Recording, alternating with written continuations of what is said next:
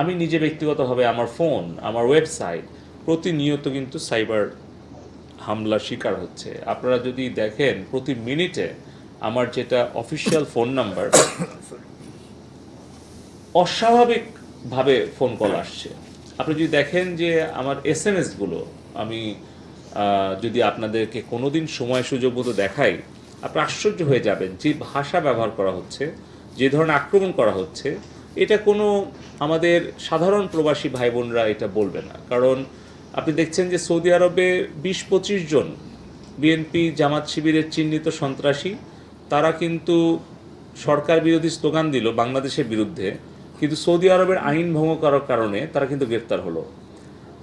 সংযুক্ত আরব আমিরাতে, দুবাইতে, সেখানে কিন্তু বাংলাদেশ সরকারের বিরুদ্ধে স্লোগান দিল এবং উস্কানি দিল, কিন্তু সেই দেশের আইন ভাঙার কারণে তারা কিন্তু গ্রেফতার হয়ে কারো যাবজ্জীবন হয়েছে, কারো 10 বছর সাজা হয়েছে। এবার চিন্তা করেন, যারা তাদেরকে উস্কানি দিল এই 57 জনকে, তাহলে এই 57 জনের এই যে জেল হয়ে গেল 10 বছর, যাবজ্জীবন হয়ে গেল, এখন যারা উস্কানি দিয়েছিল তারা কি ওই পরিবারগুলোকে চালাবে? আমি এই প্রশ্নটাই আমি আমাদের প্রবাসে যে 1 কোটি মানুষ আছে তাদের কাছে রাখতে চাই।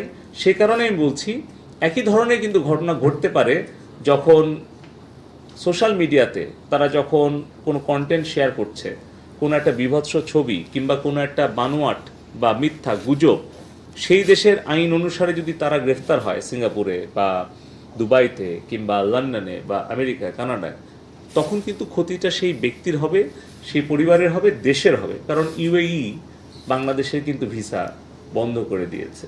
এই ক্ষতিটা কি ওই 57 জনের শুধু হলো? এই ক্ষতিটা কি শুধু বিএনপি জামাত যারা আর কি এই আন্দোলনের নামে সন্ত্রাসকে উস্কে দিচ্ছে তাদের হলো?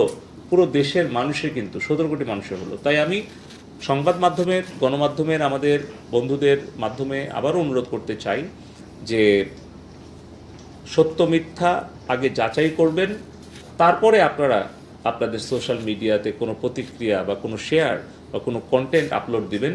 না হলে কিন্তু একদিকে যেরকম ব্যক্তিগতভাবে আপনারা ক্ষতিগ্রস্ত হবেন, দেশ ক্ষতিগ্রস্ত হবে, পরিবার ক্ষতিগ্রস্ত হবে, সামগ্রিকভাবে কিন্তু দেশের অর্থনীতি